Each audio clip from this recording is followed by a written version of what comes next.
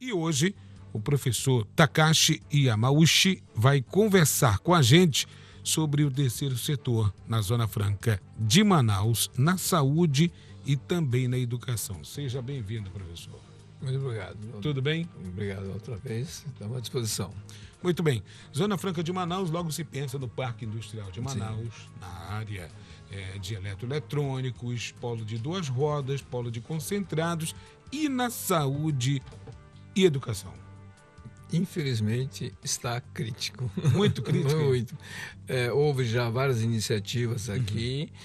Infelizmente, muitos dos processos que iniciou aqui teve problema financeiro muito sério nesse mecanismo. Então, é um mercado excelente para trabalhar, só que como empresa, no momento tradicional, de uma forma tradicional, é difícil viabilizar. Certo. É exatamente onde o terceiro setor entra. Mas existe a possibilidade de mudar esse cenário? Sim. Tem que fazer com que haja um entendimento de que certas atividades econômicas no processo, muitas vezes não é compatível que seja uma empresa tradicional com toda a carga tributária. Né? Ela pode ser feita através de instituições do terceiro setor. O governo fez lei especial chamada ICT, que incentiva a ciência, a tecnologia e a inovação social, certo, no sentido de que se organize esse tipo de ações. Né?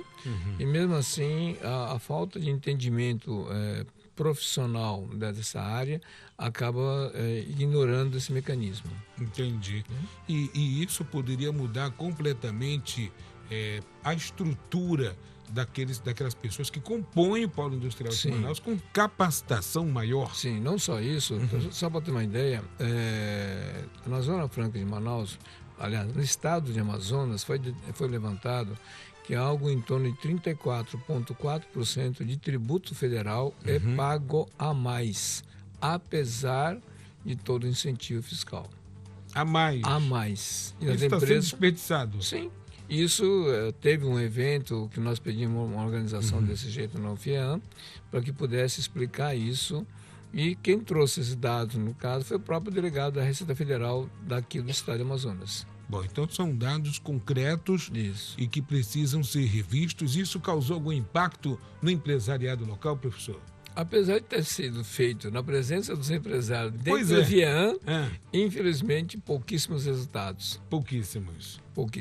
Mas qual seria o gargalo, qual seria o principal entrave para que isso possa ser revisto? Porque simplesmente na academia, na formação do curso de Direito, Contabilidade, Administração, Economia, não tem a matéria chamada terceiro setor dentro da universidade, da academia. Automaticamente, os profissionais estão no mercado e não têm conhecimento dessa ferramenta. Exato. Então, quando se pensa em associação, fundação, só tem a ideia de uma coisa filantrópica, uma coisa meio nociva do processo e não do lado técnico que é formatado.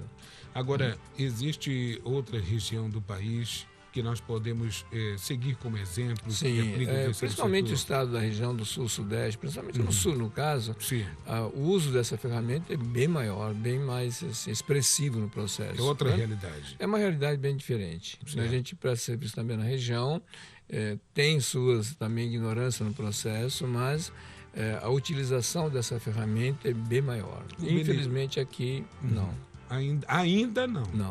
Mas o senhor enxerga assim, algum interesse, uma luz, não no fim, mas durante esse processo? Sim, já melhorou bastante. Já melhorou bastante. Isso nos deixa bastante já tranquilos, né? Porque a gente percebe que é algo que pode trazer uma inovação, é algo que pode trazer um melhor comodidade para quem está trabalhando e não está perdendo tempo em se capacitar. Exatamente. Né? Pessoas que por algum momento da economia que possam ser desligadas da empresa, mas tem esse capital intelectual adquirido através desse processo, pode tocar a sua vida, sua independência. E não só isso, Amazonas, eu sempre falo que o pessoal não sabe valorizar a própria Amazonas. Então, o que acontece hoje, há muita discussão, muito desperdício de recursos e tempo no processo e não se aproveita as legislações vigentes para poder utilizar isso. Então, com isso, basta dizer que nós estamos falando em 2009, o dado de 2009 que a gente levantou na época... 10 anos atrás. Há 10 anos atrás, o Estado estava perdendo por ano 2 bilhões e 800 milhões de reais que deveria estar sendo aplicado aqui. No dado de agora de 2015, esse valor passou a ser 3 bilhões e 800 milhões que deveria estar ficando aqui no Estado para a sociedade civil organizada. Não reduziu. Não reduziu. Só aumentou. Exatamente.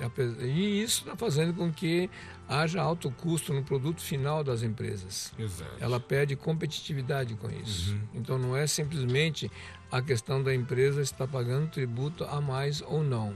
E sim causa desemprego, causa custo mais alto do produto. E o governo tem feito leis e leis no sentido que se entenda esse mecanismo. E o pessoal não tem feito isso. Então, um dos trabalhos nossos aqui é justamente treinar, capacitar os profissionais em geral para entender o que é essa ferramenta chamada terceiro setor. É uma questão de gestão e conhecimento desses benefícios. Sim. Basta dizer que é o seguinte, nós fazemos esse trabalho já há alguns anos, nós temos feito isso. Agora nós estamos começando uma outra fase do treinamento, que é a formação de auditores para a responsabilidade social, de tal maneira que com isso haja um entendimento melhor dessa ferramenta. Né? Agora, é falta de conhecimento, é desinteresse ou é justamente algo que o empresariado enxerga de que forma? O custo, ele enxerga como custo. É uma visão completamente deturpada que tem? Ele não sabe que muitos custos hoje, que está colocado hoje como obrigação trabalhista, por exemplo, né? Que ele acha que é algum impeditivo ou alguma questão de manobra sindical, muitas vezes é apenas uma regulamentação que está na Constituição Federal. Certo. Então, a Constituição Federal foi feita no artigo 7º, quais são os direitos do trabalhador urbano e rural. Né? E não está sendo cumprido isso. Ninguém está lendo a Constituição, nem os próprios sindicatos trabalhadores. Quer dizer, é uma inércia que ultrapassa... Generalizada. Sim. Nós estamos discutindo algo aqui que, para quem já está há muito tempo no setor, está conhecendo agora, a partir da sua entrevista. Quer ver um caso específico, por exemplo? Né? Um dos primeiros itens, vamos pegar um caso clássico. Quais são as empresas que distribuem o resultado para os seus funcionários? Algumas empresas fazem, não é isso? A Constituição, no artigo 7 dela, ela regulamentou, né, que todas as empresas, organizações têm que fazer isso. E a contabilidade criou uma norma de contabilidade especial chamada T3. Então, o que acontece? As empresas não é para dividir o lucro. Eu já ia chegar nesse O lucro ele pode ser feito uma manobra contábil para dar prejuízo. Isso.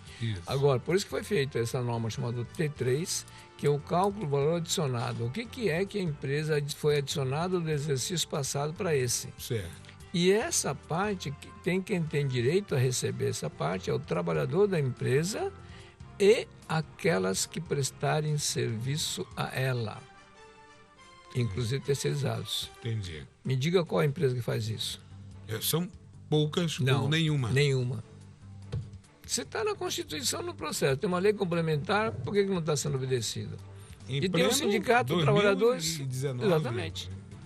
Então é surpreendente. Bem entendido. Essa despesa não é para ser despesa. Por isso que o governo fez a lei da renúncia fiscal, que esse benefício, para não onerar na empresa, o governo foi dizer o quê?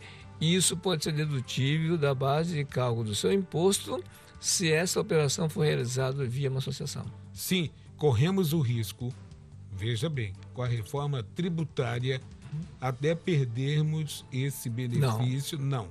Que nem sequer chegamos ao ponto. Não chegamos, sabe por quê? Isso é um acordo internacional que foi feito em 94. Então, no imposto de renda, em 95 não foi colocado no isso. âmbito da reforma. Não entra. Então, pronto. É só você atentar e ter um profissional para lhe indicar o caminho. Exatamente. Né? E isso é importante porque isso pode trazer benefícios não só para a empresa, mas também para os seus funcionários. Sim. Só para ter uma ideia, a empresa está pagando 34,4% de imposto adicional por não saber utilizar isso. Porque esses benefícios, as empresas que estão dando esse benefício, ou saúde trabalhadora, alimentação, transporte, que é obrigatório fazer essa despesa. Chega só até aí. Só que aí não usa isso como renúncia fiscal. Não tem como, porque está na obrigatoriedade do contrato, digamos assim. Professor Takashi, É incrível isso. Eu estou impressionado com isso. Esse é só um detalhe. Tem outros detalhes. Tem outros também? Sim, senhor. Meu Deus, porque nós estamos falando de um polo importante para o país, para a América Latina. Um dos pontos mais importantes que a gente tem brigado aqui é o seguinte: você imagina qual a movimentação bancária daqui nos bancos, não é isso? Sim. Então, existe uma resolução do Banco Central obrigando que 2% de todo o dinheiro depositado em todos os bancos e agentes de crédito instalado aqui é obrigado a destinar 2% desse valor para poder financiar as pessoas que não têm conta bancária e quem está com problema na SPC, Serasa e gerar emprego e renda. E não é feito? Não. Cadê as organizações? Está lá guardado. Não tem. Não, tanto que é que o Banco Central fez uma série de resoluções em seguida para tentar estimular o processo, mas para o banco não pode emprestar quem tiver com problema no Serasa. O banco também não tem total interesse, deixa lá pode, quieto, não apareceu ele é mais caro. Aqui, né? Exatamente. Né? Mas existe essa... Existe, isso no Brasil inteiro. No Brasil inteiro. Inclusive tem um político candidato que usou esse chavão sobre isso e o pessoal não soube explorar isso. Ele também não soube se explicar. Exatamente. Se for o Ciro, meu amigo... Sim, infelizmente não soube explicar. Eu peguei, na hora. E pegou coitado, meu Deus. Teve uma equipe de marketing também meio pesada. Eu lembro. Eu tentei explicar para alguns amigos, mas eu quase apanho. Então, por que ele falou, você sabe? Porque lá na terra dele, no Ceará, em Fortaleza, foi a primeira associação que fez essa operação. Inclusive, a lei permite que solte moeda paralela ao real. E foi feito isso lá. Ele não soube se comunicar. Não soube explicar. Não só ele, mas a equipe de marqueteiro também não soube. Isso, não soube se explicar. Era para ter contratado o professor Takashi, que em 30 segundos se explicaria. Isso é uma resolução do Banco Central, 2003. Existe de 2003, olha. Isso é acordo do Fundo Monetário Internacional que a ONU obrigou em todos os países subdesenvolvidos a fazer isso. Baseado no movimento do Polo Industrial de Manaus, os 2% seriam um montante significativo. Acho que sim, né? Atingiria um grande número de pessoas. Se você quer saber quanto que é esse valor, eu quero. No IBGE, você entrar na página IBGE/cidade, você entrar no ícone pesquisa, tem instituições financeiras, e lá tem município do Brasil disponibilizado esses dados. Professor Takashi, o senhor acredita que isso aí não tenha tanto interesse por conta do capitalismo selvagem? Não. Ignorância pura. É ignorância pura? Sim, tanto que nós levamos esse assunto à CDL, nós levantamos isso em relação ao OAB para que formalize. Houve algum interesse de algum grupo empresarial? Não. Nenhum? Não. Ouviram? Apenas um zoom. Ouviram? E, tipo assim, a japonesa é doido. Infelizmente. Quisera eu ter 1% dessa sua motivação, desse seu conhecimento, desse estudo que o senhor tem, que proporciona. É impressionante isso. O que foi? O senhor cobrou em dólar, euro, ienes? Gratuitamente. Pois é. O que assusta o empresariado? A luz do conhecimento? Ignorância pura. Medo dele durante o período que trabalhou na ignorância. Esse é o grande temor. Já vi vários profissionais ser demitidos na minha frente por não saber utilizar isso. É mesmo? Sim, o empresário fica literalmente meio cabreiro. Meio cabreiro, entendi. Isso é muito ruim, porque nós temos todo esse potencial para avançarmos, temos todo o potencial para utilizarmos em torno da população, do trabalhador, da empresa, e melhorar a relação dentro da empresa. Né? Porque é um efeito que vai embora, um efeito cascata de benefícios. Então, um dos motivos que nós estamos aqui, acabamos criando esse tipo de atividade de treinamento, capacitação. Isso. E aí criamos uma universidade para terceiro setor. Exato. Então, com Qual isso, é o contato? Nós temos os cursos sendo feitos. Isso. Tá? Qualquer pessoa pode participar? Sim. Não tem nenhuma necessidade de formação nem nada. Entendi. Já estamos na segunda etapa do curso aqui. Exato. Primeira etapa nós fizemos só para gestores e agora nós estamos fazendo para formação de auditores. Como fazer auditoria das empresas em relação à questão socioambiental. Né? Que existe já toda uma legislação já de suporte para isso. Muito bom. E o pessoal não está sabendo utilizar. Olha que bacana, hein? Todo segmento pode participar. Sim. Muito bem. Setor industrial, empresa familiar, sim, qualquer pode participar. Isso. E isso é importante, essa multiplicação. Formação de gestor e auditor de sustentabilidade. Isso. Começa no dia 25, isso. Amanhã, não, isso. Amanhã já, amanhã. Né? Manhã e tarde. Qual é o contato que eu tenho aqui? Universidade do Terceiro Setor, vai ser aqui no Plaza, aqui na Djalma Batista, né? Centro de Ensino Literatos de Djalma Batista. Isso. Professor, é sempre um prazer recebê-lo aqui, viu? Obrigado da minha parte. Sempre um prazer. Até na entrevista a gente já aprende. Eu imagino um empresário numa consultoria sua. Sim. Num trabalho desenvolvido de consultoria, apontando esses caminhos. Olha, pura ignorância. Eu gostei quando o senhor falou, pura ignorância. Infelizmente, bom, né? Infelizmente. Bom, os contatos podem ser realizados no Centro de Ensino Literatos da Djalma Batista. Ainda há inscrições abertas. Muitíssimo obrigado pela sua presença. Tá? Bolsas para grupos e estudantes também tem aí com www.uniter7.org. Isso. Muito obrigado. Professor, sempre um prazer. Takashi Yamauchi, falando com a gente sobre o terceiro setor, suas grandes possibilidades, mudanças, cenários. Podemos nos tornar, se possível, se tivermos uma visão ampliada e com poder de decisão, adotar esse procedimento, a gente chega até perto do Japão. Sim.